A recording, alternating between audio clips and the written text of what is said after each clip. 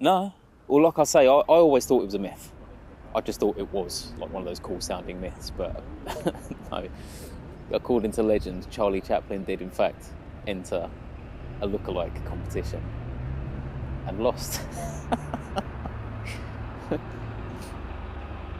Which I guess makes it even funnier. He'd have appreciated that. That's just mad, isn't it? You could enter your own lookalike contest and lose.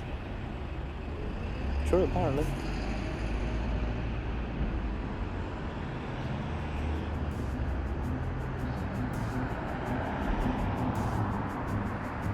Okay, when you're ready, action.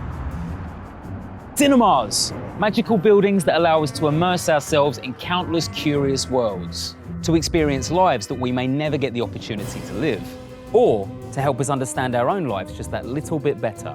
But for so many of us, the cinema is more than a building. It's a place that molds us, inspires us, and sometimes even changes us when we least expect. And we've missed them a lot. But now the cinema is back. So come with me now as I, Perry J. O'Halloran, take you inside some of this country's greatest independent cinemas to explore their stories, their secrets, and more than just a few of our favourite things. Because if you think that you've missed the cinema, just wait till you see how much the cinema has missed you.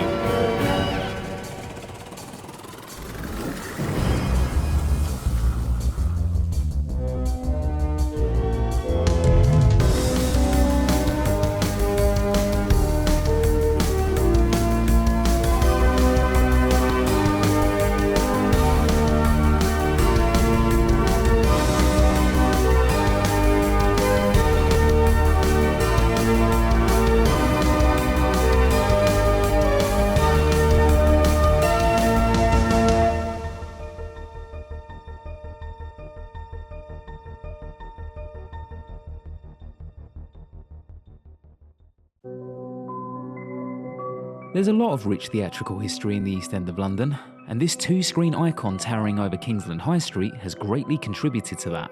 We even have a legendary projectionist to tell us all about it.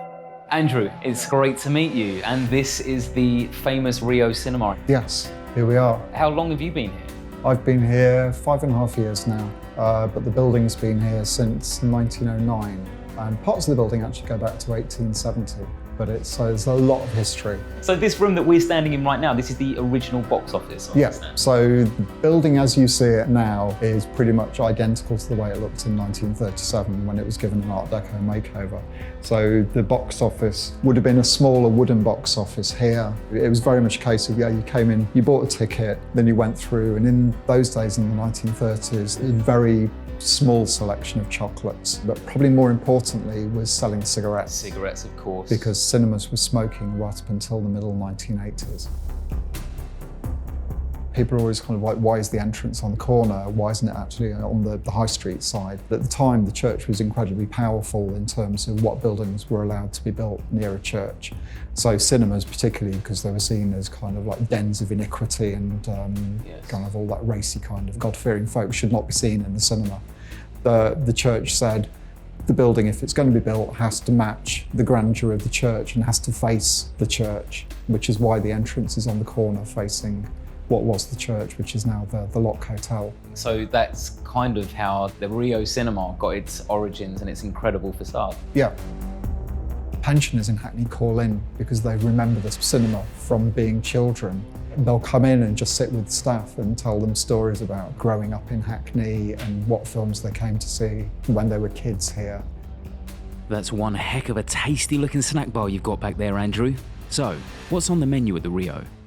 People want comfort food when they come to the cinema, so ensuring that all our supplies were locally made. So locally made cakes, locally made chocolates. Also, being Hackney, we wanted to ensure that we weren't jumping on the bandwagon, so we've kind of led with kind of organic food and then vegan food, but kind of, really tasty stuff. Food should not be punishment, so when you come here, food is delicious. It's all ethically and locally produced, so you're not only supporting a local cinema, but you're also supporting local businesses when you come here.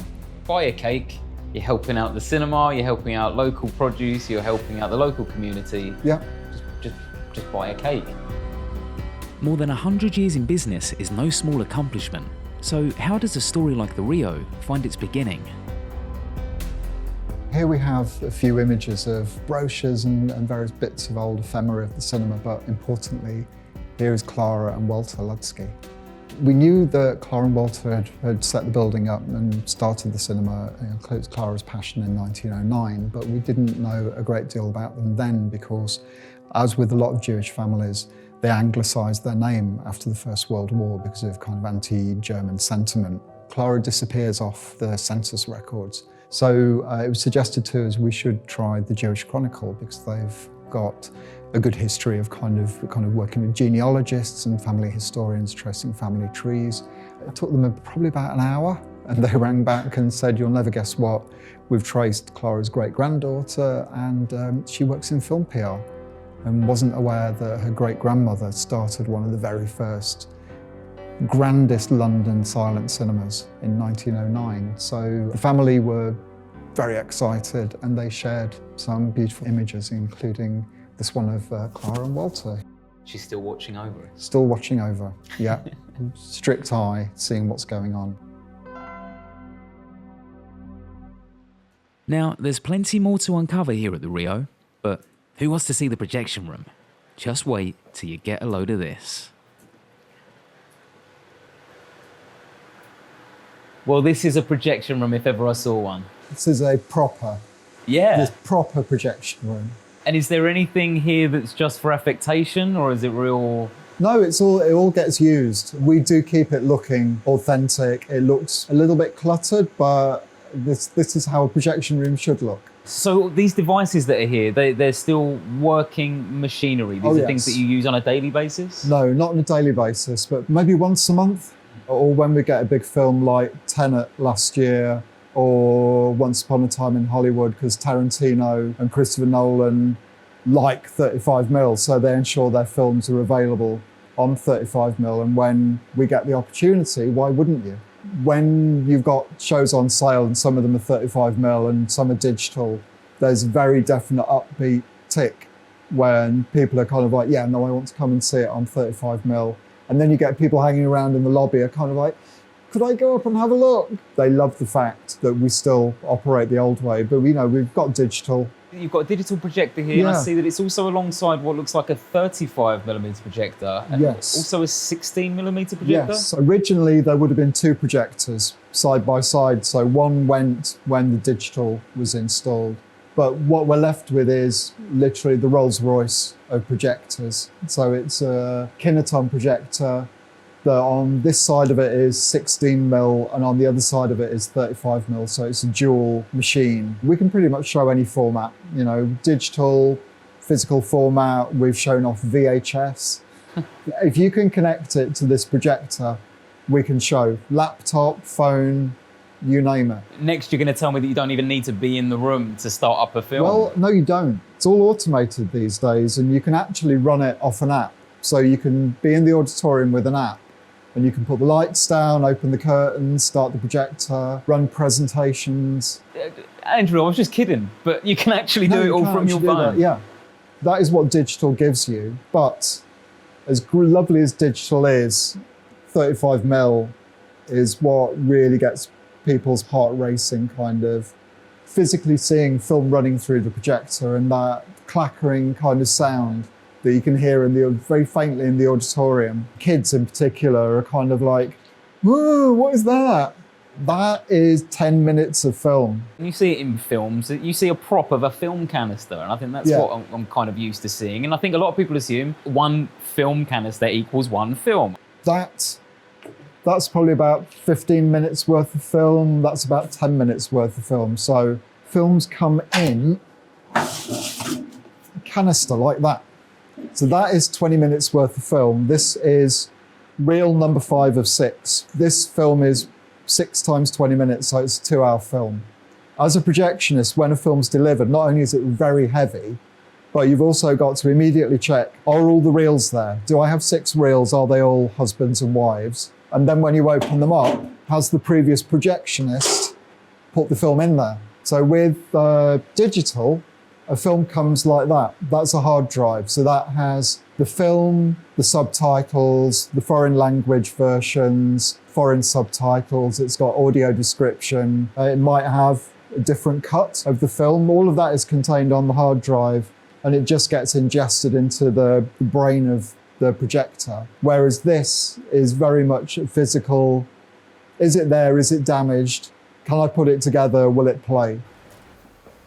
Because of the number of real changes that happen during a 2-hour 35mm presentation, there's actually a lot going on in this room. You can't go off and leave it. You can't even hear it from the auditorium. You would never know that there's a lot of running around going on in here. No, a lot of panicking and a lot of stress. That's if I'm going to come in and run a 35mm show, I need a steady supply of gin and tonic. Is there also an element of excitement to that anxiety?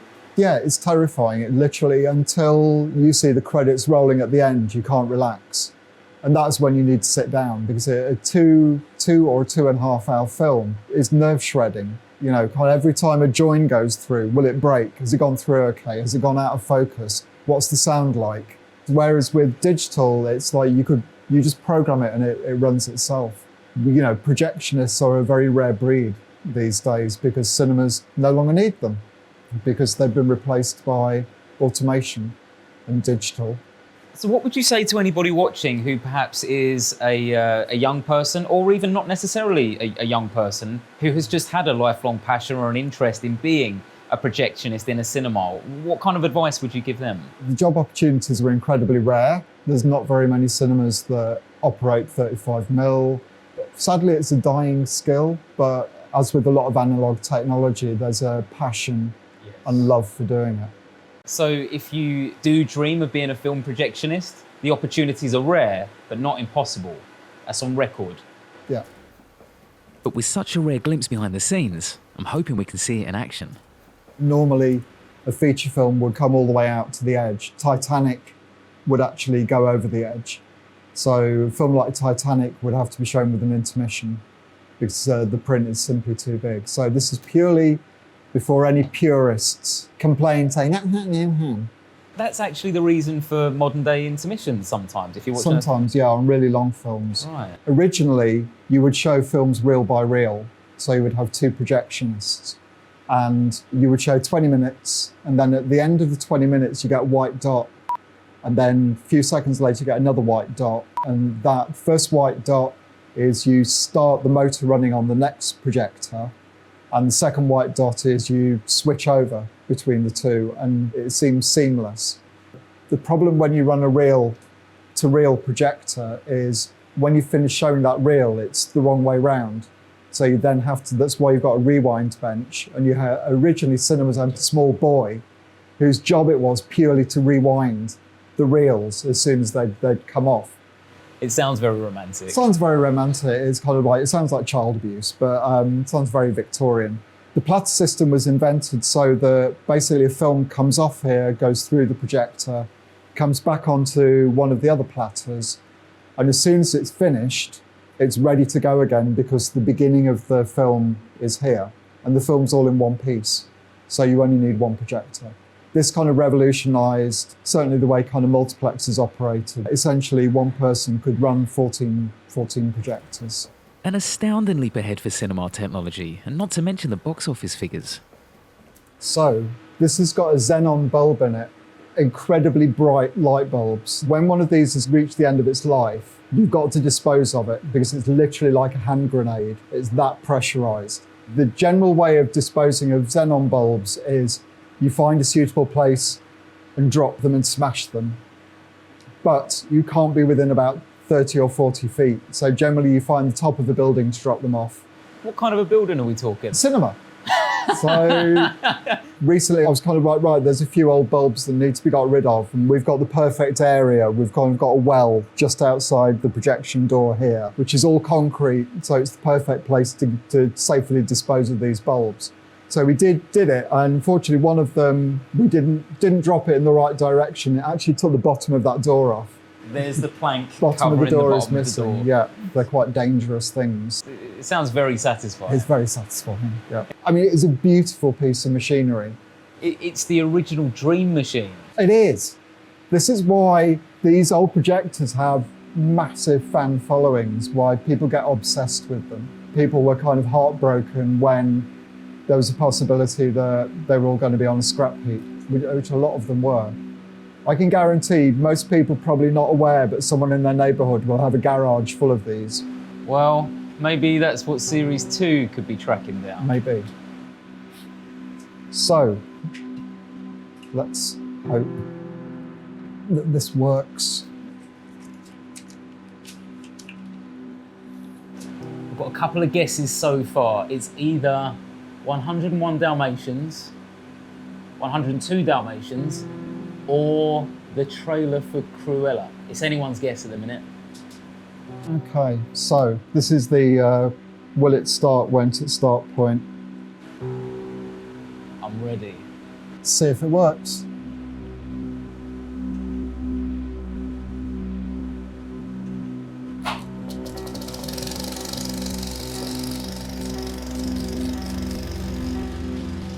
Yes.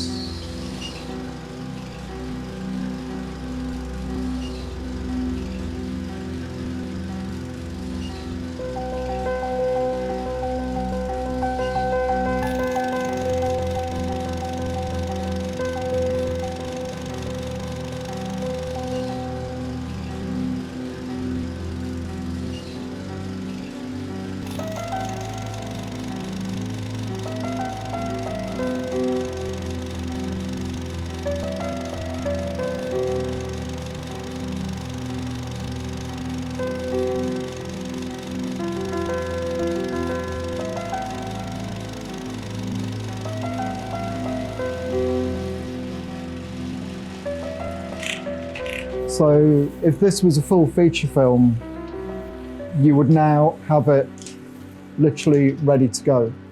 And as for the trailer, you guessed it, the human centipede. So we were in the right ballpark. Your soundtrack, so each frame of film has got 4 sprocket holes. So it's all, I mean, analog technology, it's amazing. It's like a vinyl record. Your soundtrack are these 2 lines on the side of the frame. If the lines wiggle in the same way and identical, then it's mono. If the lines are different, it's stereo. That frame of film, the sound to match that frame of film is about here.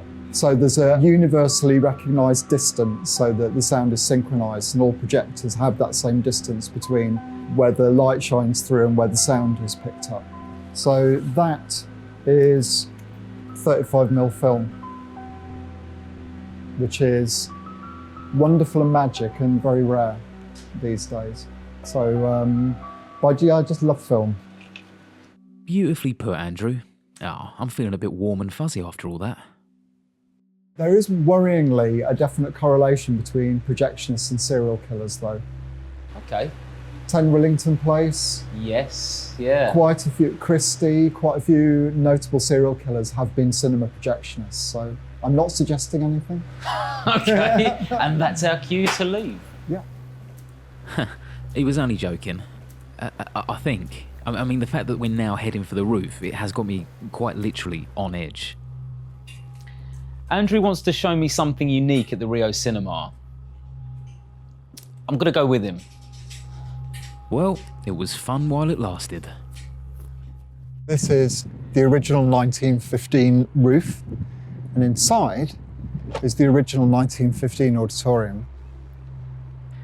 Are you ready? Ready? How do you even prepare yourself for something like this? Is this how Marty McFly felt? Just be careful when you come Okay. down. We're going back in time. Out of the Rio Cinema and into the Kingsland Empire. So, welcome back to 1915. Andrew, I don't know what to say. I'm absolutely speechless.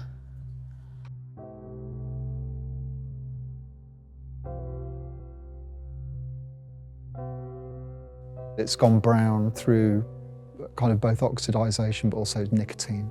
So if you actually go up to it, lick it and smell it, you can smell like tobacco.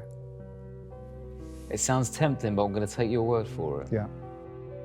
A relic of the theatre age and previously part of the existing auditorium, Even many of the cinema's lifelong members aren't aware that when you watch a film at the Rio, you're actually sitting in 2 auditoriums at once. And there's Matt Pickard, Back to the Future.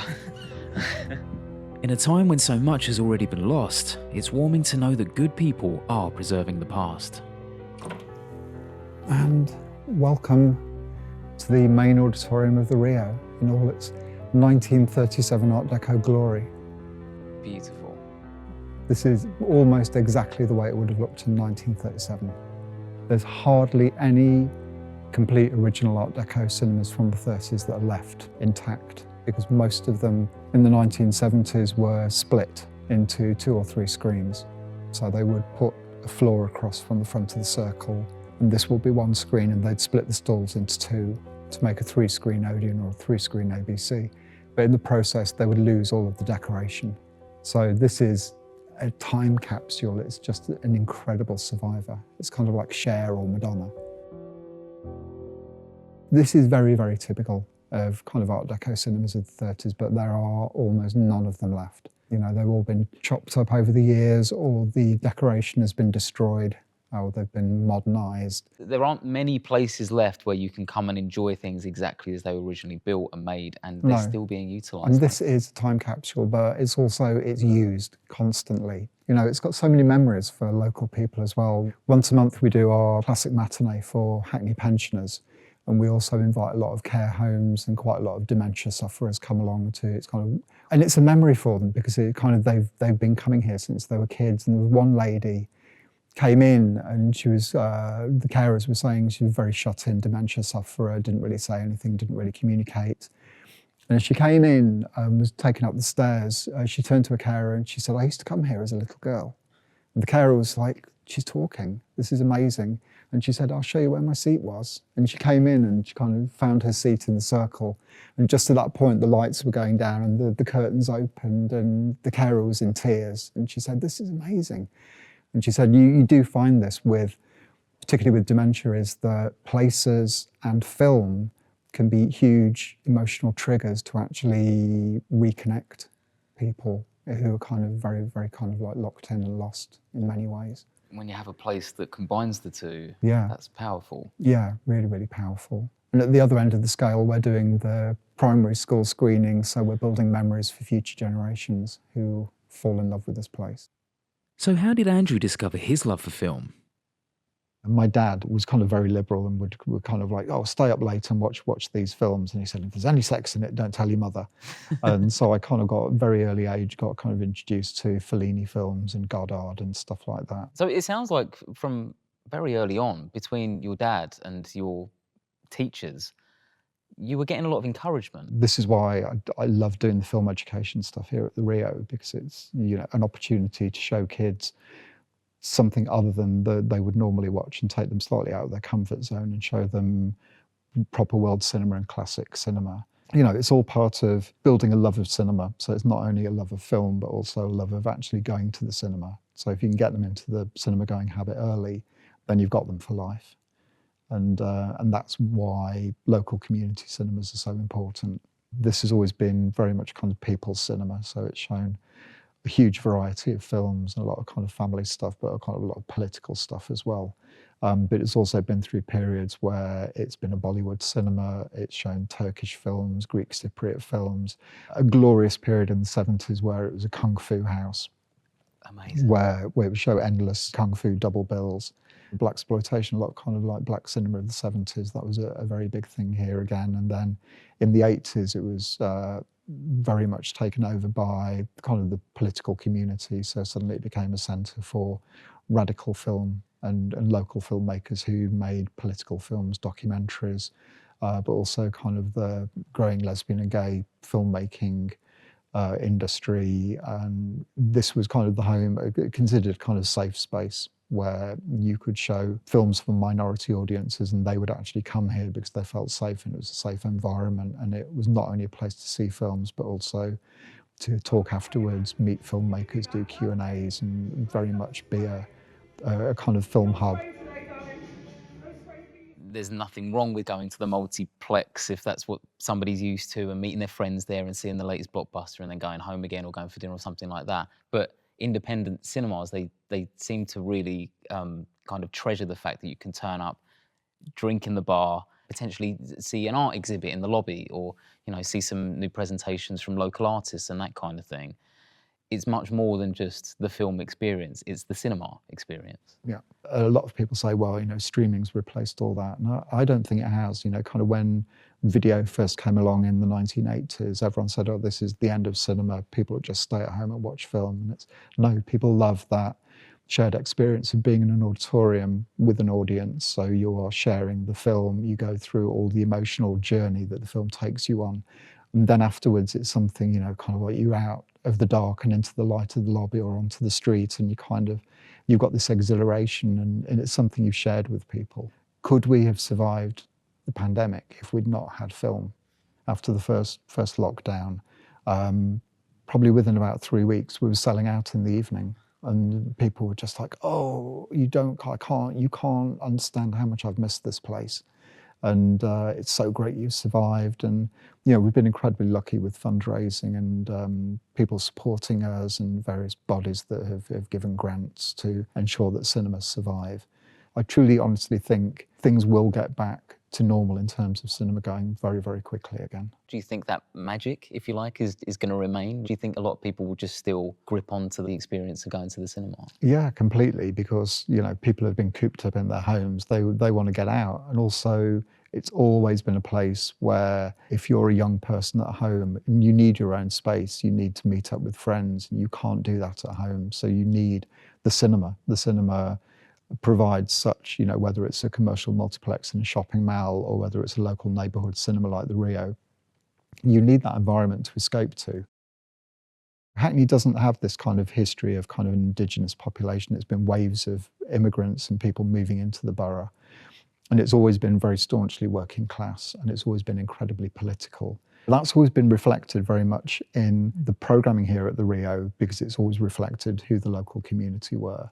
And there's been waves of immigration coming in, bringing their own skills and amazing food, which is why Hackney has got such a great diversity of restaurants and culture in it. So all of that meant post-war in the 60s and 70s, Hackney remained a very, very political working class area. So there was a stop and search with the police. They were allowed to use dogs in the 1980s. So they would go in and wade in, stop and search with vicious Alsatians. One occurred opposite the Rio and very quickly escalated. More police cars arrived and it turned very, very nasty. And this was all recorded from the office window of the Rio by the then manager of the Rio, Felicity Harvest. And she took the photographs, which she realised was this was something serious was going down. Straight away, they went downstairs and were developed, and they were put on screen that night when there was a very palpable sense of rage in the local community. And people came in specifically to see it and then go out and talk about it. And the local MP, Brian Sedgemore, was invited down.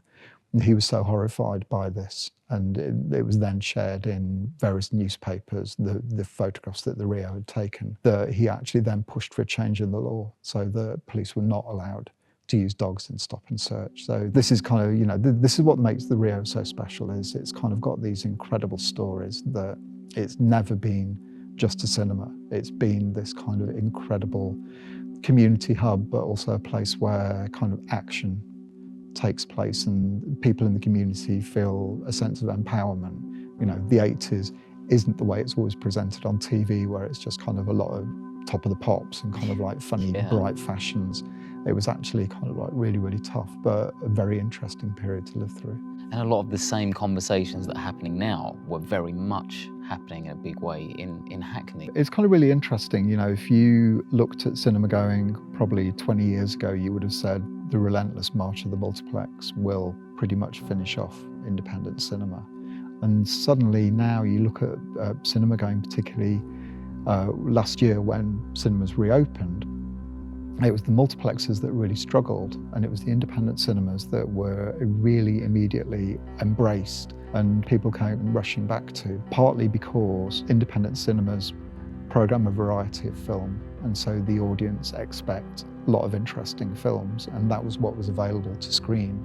there weren't the blockbusters. Suddenly that's been cut off. You know, cinema going is great, whether you've got a multiplex or whether you've got an independent cinema. Go and support it and get your kids into the habit of going to the cinema again, because it's joy. If you've got an independent cinema, support it, because they will be run by people who are passionate, probably not paid a great deal, and probably put a lot of hours and a lot of effort into running that cinema and keeping it open. And if it's a community cinema and you spend £10 at a community cinema, that £10 stays in the community and it boosts the local economy. Whereas, you know, if you go into a more mainstream cinema, then the money goes to the shareholders and doesn't necessarily benefit the local community. Not that I'm saying avoid multiplexes, they're lovely and wonderful, they need your support as well.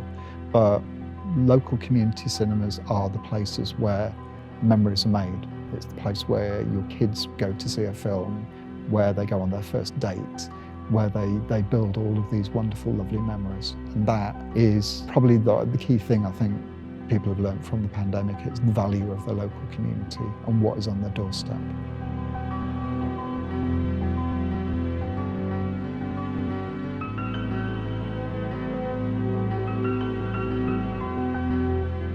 From history to present successes to a very bright looking future, the Rio Cinema has got it all. Pretty much. Brilliant. I also noticed you've got some really good looking ice cream downstairs. Oh yeah. I think one of the dates is about to go up, so maybe we should just go and take care of the ice cream downstairs. I think that's a very good idea. Get yourself along to the Rio in Dalston.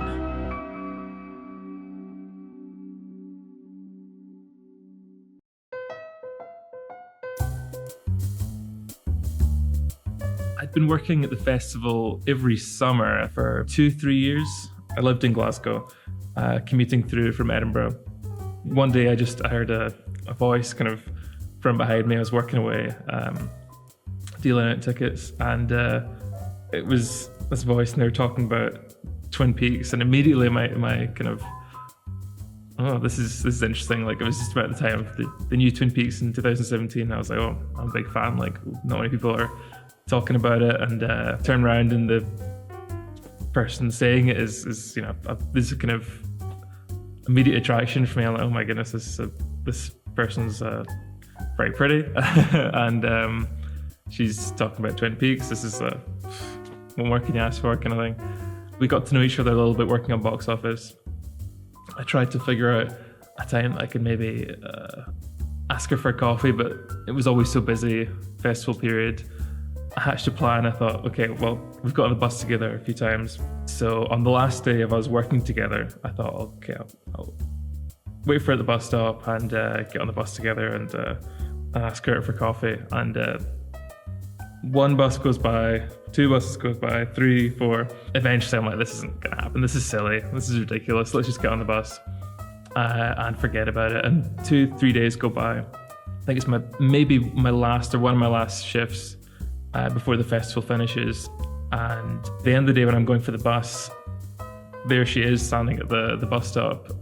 Just as she's about to get off at her stop, I kind of, in my head I remember it being very kind of movie-like and dramatic. Like, she gets up, takes a couple of steps, and I go, wait, stop, and the whole bus turns and looks at us. But that obviously didn't happen. But you know, I kind of just tapped her on the shoulder and was like, do you want to go for coffee at some point? And she says yes, and we spend the rest of the festival together, and we go to the party together. Up until that point, I wasn't, you know, I don't think I still not the smoothest person on the planet, especially when it comes to kind of romance and asking people out. But yeah, I just had a moment, and because I think, yeah, I don't know what came over me, but I was just in that moment very confident. From our few conversations together, it seemed like we were very similar people. And as it turns out, we are very similar people. 6 years later, that's pretty much it. That's the rest is history, as they say. So yeah.